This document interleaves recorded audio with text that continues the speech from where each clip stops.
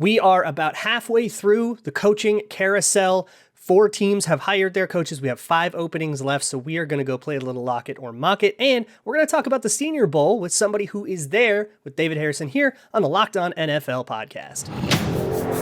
You are Locked On NFL, your daily NFL podcast.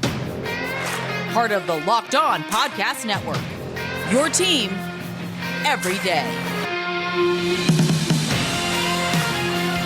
Welcome, everybody, to the Locked On NFL podcast. Thank you so much for making Locked On NFL your first listen of the day, free and available on all platforms. It's Tuesday, so that means you get me, Luke Braun, at Luke Braun NFL, and today we got David Harrison at dharrison82. He does Locked On Washington Football Team, Locked On Bucks, and he is in Mobile, Alabama for the Senior Bowl. So we're going to talk about that a little bit later, but first, we got to talk about the head coaches, right? We have four head coaches that have been hired. Matt Eberflus to the Bears, Josh McDaniels to the Raiders, Brian Daboll to the Giants, and Nathaniel Hackett to the Broncos. So we're going to play a little lock it or mock it, the game we play here on Tuesdays on the Locked On NFL podcast, where do we lock it up? Is it a good idea, or are we mocking them for this terrible choice? So I'm going to toss it to you. Let's do the one that happened just on Monday, or it was made official on Monday. Josh McDaniels to the Las Vegas Raiders. David, lock it or mock it. I gotta mock that one, Luke. It's a little bit hard. So, you have kind of a marriage, at least you expect a marriage of GM and head coach there, which is obviously a smart thing to do. And I think you have the nucleus to be what can be a very good team. Obviously, a team coming off of a playoff run with the Las Vegas Raiders, but I just can't, and this is maybe a little bit unfair in some people's minds, I can't get over what happened with Indianapolis. And then you go back to his time even with Denver a little bit. I'm from Colorado. I wasn't in Colorado in state at the time, but there's I'm going to put it this way, and this is expert analysis, right? There's something off about Josh McDaniels. And I don't know exactly where to put my finger on it, but it just, I was always going to be skeptical. I always knew he was going to get another head coaching opportunity somewhere someday, down the line. But I was always going to be skeptical of how well it's going to work. And just with that Raiders organization and the history with Derek Carr, now all the questions are going to be is, now does Josh McDaniels want Derek Carr? Or does he want to bring in Jimmy Garoppolo, or does he want to bring in somebody else? I feel like this is basically another move that's going to basically keep the Raiders kind of in this purgatory of you could be really good, but you never quite meet your potential. Yeah, I'm actually going to go the other way. I'm going to go with the lock it because I think, it's been a long time since the Denver debacle. I think the circumstances with the Colts thing, I think were unique, and also we got past that point. He took the deal. He's, now he can't back out. But I do share that concern with you about like Jimmy Garoppolo, or is he going to go, get like somebody who can really take that offense to the next level, or is it going to be somebody in the sort of 15th to 8th range, depending on what you think of Ryan Tannehill or Kirk Cousins or whatever. So I do share that concern. The Patriot way thing is always really weird. Can these Bill Belichick assistants learn the right lesson from being in the Patriots, or will he just be like a big dictator again? Yeah. But let's move on to Chicago. Matt Eberflus, he's been in the head coaching cycle for a couple years now, finally took a job with the Chicago Bears. What do you think? Lock it or mock it? I like it. I'm going to lock that one in. And coming into that conversation, on the Locked On Bucks podcast, James and I talked about potential futures for Todd Bowles. Their defensive coordinator in the Chicago Bears was a job that I had identified as one that I think would be a good fit for Todd Bowles. I think this is a good fit for a lot of the similar type of reasons. The Chicago Bears need to be a defensive-minded team. And I think even with the quarterback and Justin Fields, he's young. You need to get him kind of up to speed with the NFL game, really get him ingrained in everything that his weapons allow him to be able to do. But in the meantime, lean on that defense. And hopefully that's exactly what's about to happen, is we're about to see the return of the Chicago Bears as one of the better defensive teams in the NFL. Yeah, I'm going to go the other way. I love this. I'm going to go with a mock it here because, and I've been talking to Lauren Cox at Locked On Bears on this a ton. Mm-hmm. I'm worried about Justin Fields' development.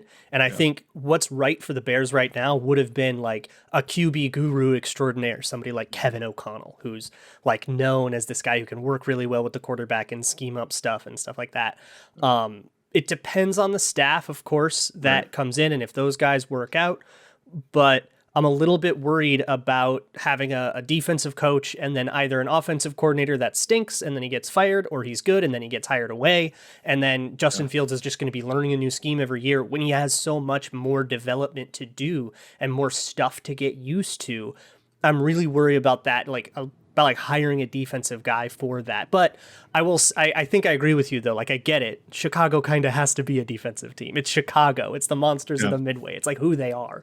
So I don't know if it was ever going to be in the cards to go against that, though. I think that probably would have been the right move for them. So I'm not as big a fan.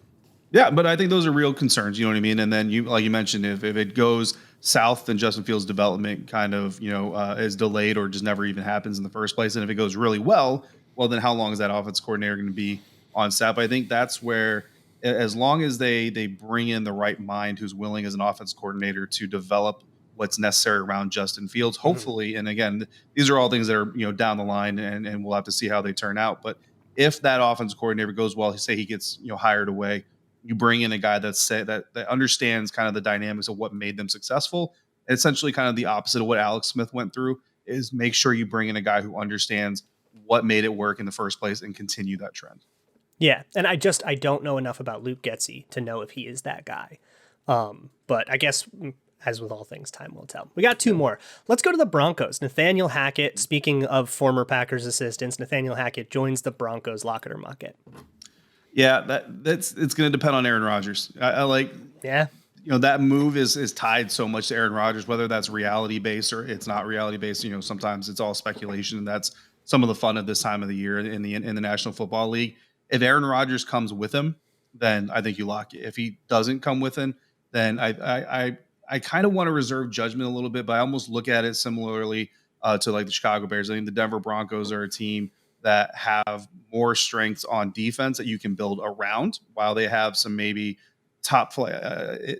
Like the talent level on the offense in certain aspects is better in certain areas, but I think the talent around the defense is more spread out and more evenly based and has more of a platform to rise off of, if that makes sense. So that's kind of where foundation. I would have gone. Yeah. Yeah. So I think I'm about in lockstep with you, but I'm going to be bolder about it. And I'm going to say lock it because I like the swing for Aaron Rodgers. I think that's a wise move. And if it doesn't work out, it doesn't work out. But I support the gamble, I guess. And just trying to go for that. And if it doesn't work out, maybe he has to go get somebody else to be his quarterback. And, he ends up with, say, Kirk Cousins, I don't know, somebody else, Jimmy Garoppolo, whatever. And you have to limp through that way. Then so be it. But also he's supposed to be this like godly culture builder, and he's got a pretty good chance, I think, of bringing Aaron Rodgers in. And that connection, that avenue was opened last offseason. So I like the odds and I like the gamble. But I could see it like not working out considering the personnel they do have on there. They've got some receivers, they've got, Garrett Bowles, but they do have some issues on offensive line. And then you don't know what's going to happen at quarterback. Let's move on to the last one. Brian Daboll to the Giants. What do you think?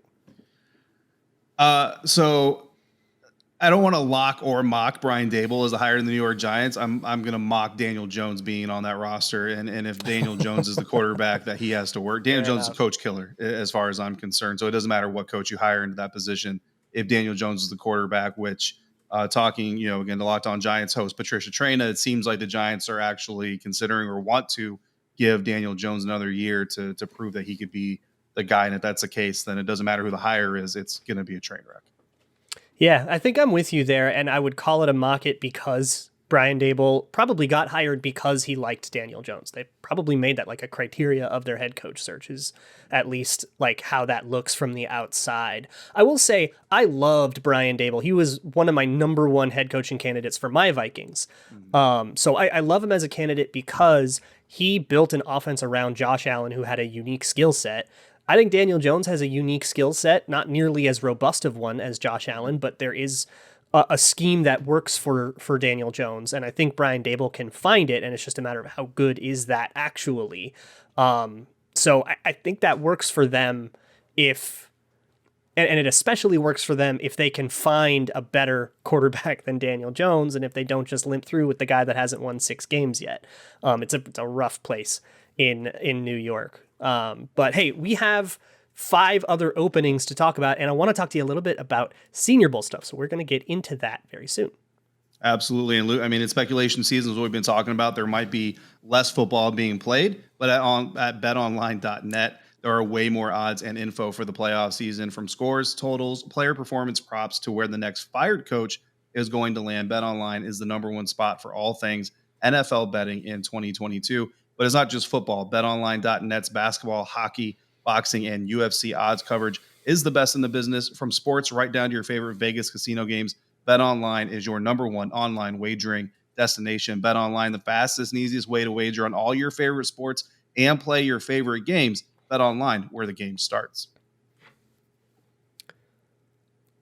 Thank y'all so much once again for making Locked On NFL your first listen every single day, free on all platforms. Let's talk a little bit about these other head coach openings and just do a little rumor roundup, I guess. So I have at least what has been rumored for interviews and stuff for all of these. And David, I just want you to tell me who you like. And I'm going to be selfish and start with my beloved, stupid Minnesota Vikings. Right now, leader in the clubhouse, I would call, is Kevin O'Connell, but they also have second interviews with D'Amico Ryans, Raheem Morris, and then there's a weird Jim Harbaugh thing going on that seems a little bit like more of a long shot, but certainly it's not 0%. Yeah. What do you think of those names? Who would you think makes for the best Vikings head coach? I mean, out of those options, I love Raheem Morris. I think that he's a good young leader, and he's got experience on both sides of the ball, which I think is extremely valuable. But I think that if I were the Minnesota Vikings, I'm probably leaning more towards a Kevin O'Connell type and really kind of try to pick his brain on what it is the Rams do offensively. Obviously, they've had some successes with Matthew Stafford at quarterback, but also look at some of the things they were able to do with Jared Goff. I think the Rams were able to coach and scheme more success out of Jared Goff than many staffs around the NFL would have been able to. So for me, I kind of give Kevin O'Connell a little bit of a bump, I guess, in esteem and prestige as a candidate because of that. And again, behind the curtains, you got to talk about that conversation and ask them kind of how they approach that whole situation. And if that really is the vibe that I get, is that this coach was able to draw more talent out of this player than maybe what should have been there to begin with. That speaks pretty boldly to, I think, what kind of staff they could develop and the talent they could draw from the rest of our roster and, moving forward as we build. Yeah, it would be like a scheme-focused move, and it would be about, like, let's take this offensive personnel, Dalvin Cook, Kirk Cousins, Justin Jefferson, and let's see if we can't make it sing and be the kind of team that scores 40 a game. I personally am partial to Raheem Morris. You can listen to Locked On Vikings for more on why, but it's a lot about, like, leadership traits more than it is about, like, tactics. But let's move to other teams because we got 5 of them to talk about. Let's talk about Miami now. It sounds like they are getting into bed with Mike McDaniel of the 49ers. There's also a little bit of whisper about them getting involved with Jim Harbaugh, perhaps. And they've also interviewed Leslie Frazier, Kellen Moore, and some people who are off the market now. So I guess of those names that I just threw out, who do you think would be the best fit for Miami? I like Mike McDaniel. I mean, Miami is a little bit, I don't know if it's a party town. I've never actually been to Miami, but like when I think of it's Miami, a party I kind town. of, I gotta go back to like the Will Smith, music video for his song and just the environment down there. And I mean, Mike McDaniel, for a fairly short period of time, actually started becoming a social media darling, just people absolutely loving the things that he does. And I think that's exactly what would happen if he ends up in Miami. So it's not going to be so much like a scheme type of thing or anything like that, but I like the personality that he brings. And then when you look at what he's done with Jimmy Garoppolo and that offense, and even when Jimmy Garoppolo was injured and what he had to work with and all those things, I think when you have a quarterback with Tua, who I think has some talent, but he's also has some very real limitations, you need a coach that is not only willing to scheme around what the quarterback is capable of doing, but also capable of doing it. I think Mike McDaniel has shown that he can do both. I 100% lockstep. I think that would be a home run for them. Let's move to the Houston Texans, who have had a lot of talk with Brian Flores. Their process has been weirdly, it seems like you need to do a little more cloak and dagger to get info out of them, but they did announce all these interviews. So they have Brian Flores, Josh McCown, and Jonathan Gannon seem to be the most, the candidates being taken most seriously there. Also, Joe Lombardi and Hines Ward got interviewed over there. But who do you think would make the best fit to clean up the mess over in Houston? I would go Brian Flores. I mean, that's my favorite candidate. I was surprised, as a lot of people were, when Miami let him go.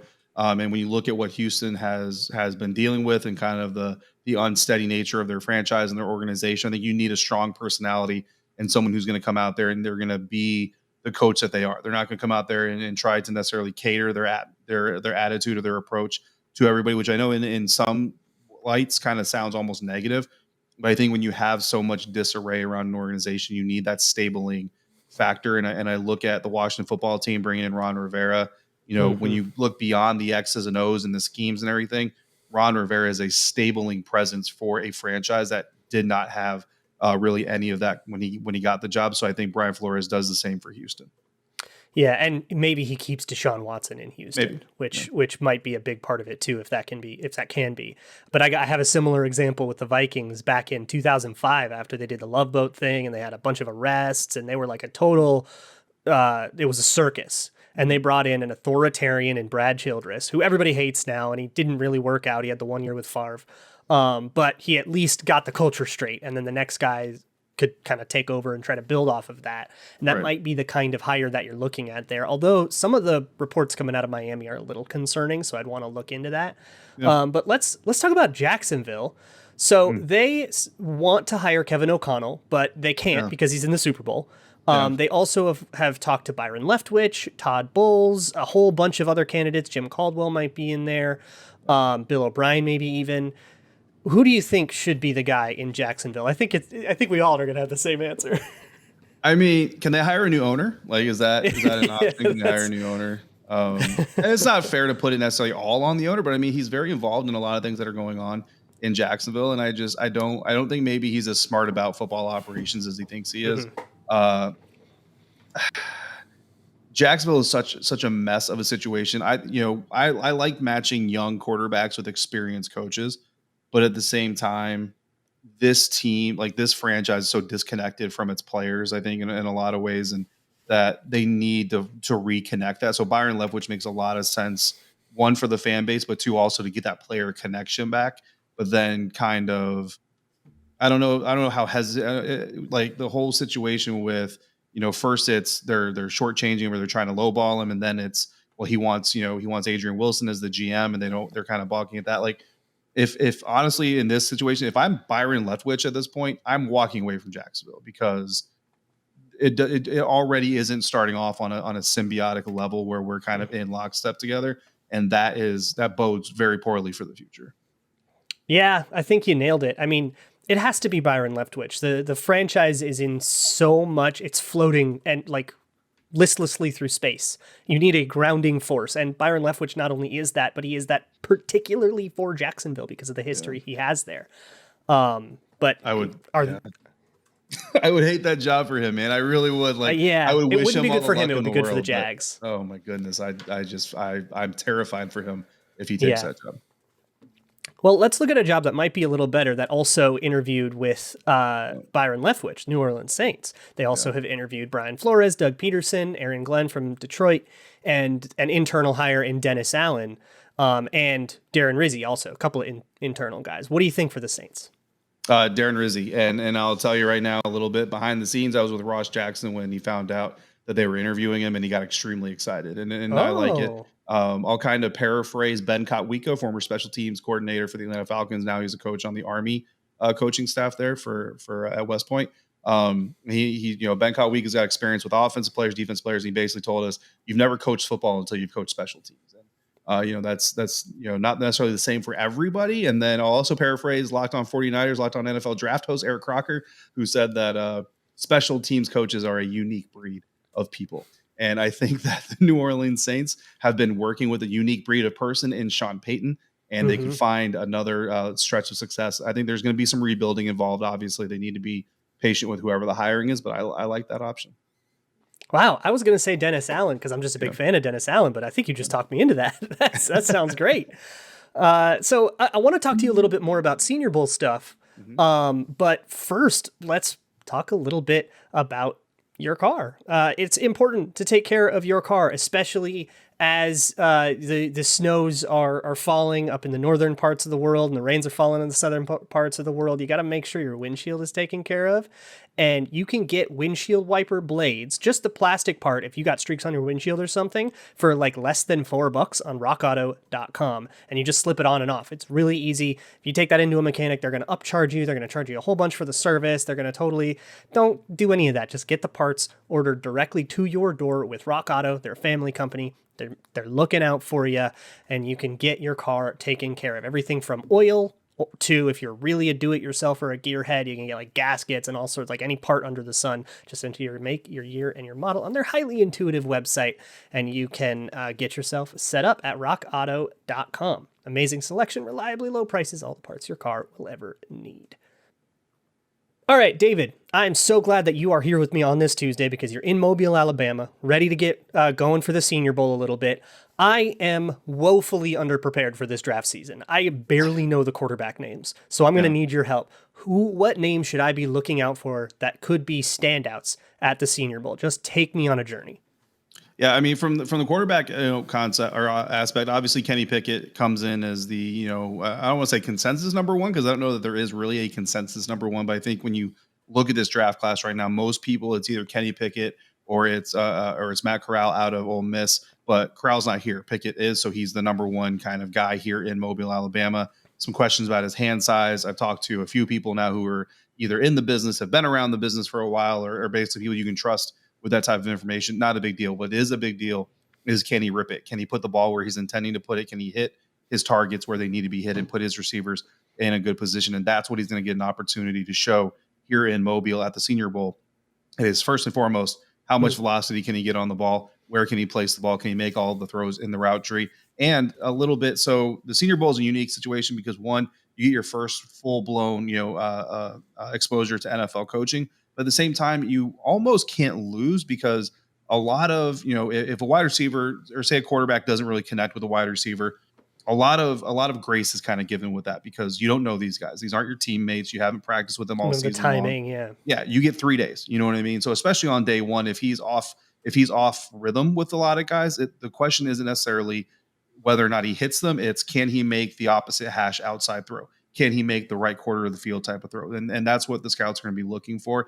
And that's what he really has the opportunity to put on display. And then if he goes to the scouting combine, they measure his hand and they say, oh, it's a really small hand. Well, not only does he have his season tape that you can look at, but now he's also got Senior Bowl tape that you can look at and critiques and advice from coaches in the NFL that you can look at to explain why that's not going to be a big deal. And again, you always go back to Joe Burrow, who said that he was going to retire and find a new job because his hands were also small. And now he's playing the Super Bowl. Yeah, what's he up to this weekend?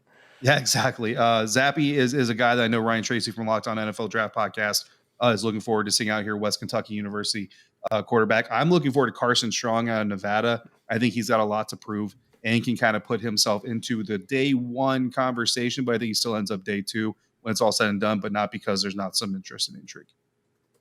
That's really interesting. With Pickett's, I want to dive into the hand size thing a little bit because I've heard some of this and some of the measurements are really small. And I remember back in the day with the Vikings with Dante Culpepper, he had sort of small hands. They would probably pass the thresholds today, but it certainly wasn't a strength. And he had a big fumbling issue. And that's what I think of. Like, I don't think of, can he hold the ball or whatever? He obviously can. Right. But does Kenny Pickett have a fumbling concern that we should maybe look through? Yeah, and that's something that, unfortunately, you're not going to see that in practice because obviously it's just like any other NFL practice. The quarterback's not I want to get at him with a blocking. Yeah, you want to get him with a blocking. But listen, I mean, the coaching staffs are allowed to do, their thing. So there may be an opportunity where you see them run through some of those drills. If there are, I can guarantee you every single scout on the field or in the stadium will be looking, and so will pretty much every eye in the media circuit will be looking at that as well. I think something that might be a little bit interesting is there is rain in the forecast Wednesday and Thursday. Wednesday, it's supposed to be light enough expected that we can still have practice outdoors and the media can still be present. Thursday, we are looking for maybe thunderstorms, and that's going to be a problem, obviously, if they move indoors. But if there's enough weather out there that the ball gets a little bit slick, it's a little bit wetter, you'll actually be able to get to see some of those transitions from the center, from the shotgun, and get to see his release with a wet ball. And again, you have film that you can probably go look back. I'm sure he's played in the rain at some point in time in his career, but it'll be good for NFL scouts and the coaching staff on the field to get a look at that as well. Yeah, his rise over that magical Pitt season where they won the ACC was really, really cool to watch. But outside of the quarterbacks, Are there any other major standouts? I mean, I'm looking for people who are going to put themselves in the top 15 this weekend, or maybe already are, but then we first kind of get our exposure to them. That's where we can kind of get to know some of those people. Yeah, well, I don't know about first exposure. If you watch the college football playoffs, then you obviously know about Cincinnati's front seven. But I'm looking at Myjah Sanders from Cincinnati. I think he's going to get a lot of work done. I think he's going to rise up as well. I actually came into this thing excited for Alec Pierce, the wide receiver out of Cincinnati. I'm not going to lie. I saw him walk by me today, and I kind of measured him against me. Smaller than I expected. I knew he wasn't T.O. He's not a big receiver anyway to begin with, but still smaller than I thought he would be. I'm really interested to see how he does in the one-on-ones, how he does in the team drills, getting off the line, combating against press coverage and using his hands and getting free and all those things. And then James Cook, the running back out of Georgia, again, another name that most people probably know, but I think he has something to prove. Jake Ferguson, the tight end out of Wisconsin. So if anybody out there, if your team needs a receiving tight end, Jake Ferguson is a guy that a lot of people aren't talking about right now, but there is some speculation, some expectation that he might be able to show that basically he was contained and limited by what he was playing with in Wisconsin. And I haven't heard a ton outside of like the Cincinnati guys about any like defensive guys on this. And it's tough in the Senior Bowl because it's like a lot of drills, and especially when it comes to back seven, like one-on-ones, like D-backs are always going to look a little bit worse than they would look on the field. But with all that in mind, are there any major people with something that maybe we can learn about them in this Senior Bowl? Somebody who's can kind of really have an effect on their draft stock on the defensive side of the ball. Yeah, so Tariq Castro Fields is a cornerback out of Penn State, and I've got his name written down here. One, because he's a DMV product. I cover the Washington football team, Locked On Washington. They happen to need some secondary help, maybe in the later part or the middle part of the NFL draft. And he's a guy that he's an interesting story because started off his NFL or his football career as a free safety, was eventually moved to cornerback because coaches thought he would have better success there. They were correct. That's where he mainly played in college, but he does have a little bit of that free safety pedigree and wanted to kind of model his game after the late, great Sean Taylor, again, a DMV product. So obviously there's some intrigue there from that aspect. I want to see if they allow him, because there's not a whole lot of pure free safeties on this Senior Bowl roster. Most of these guys are basically cornerbacks, but somebody's got to play back there. So I'm interested to see if he gets a little bit of burn, being able to play back a little bit as a free safety, show some versatility, the ability to play up close and the ability to track the ball deep. And he's got a little bit of length on him. Also looking for Quay Walker, linebacker out of Georgia, to make some money, to really go out there and kind of set himself apart and show that he's not just a product of a system, but that he can stand out on his own. And Chad Muma is a guy that I honestly don't know a lot about, but when Ryan Tracy got here to Mobile sat down with him, and that's a guy that I know he is looking out for. Again, one of the hosts of the Locked On NFL Draft podcast. So he's a linebacker that Ryan is really looking forward to seeing. That's very exciting. David, thank you so much for giving me your Mobile takes. Tomorrow on the show, Tony and James will come in and we'll probably start talking about some Super Bowl stuff. So make sure you all tune in for that. Make sure you all check out the Locked On Bets podcast with Q and handicapping expert Lee Sterling. They'll help you get your bets straight. We'll see you all tomorrow on the Locked On NFL podcast, part of the Locked On Podcast Network, your team every single day.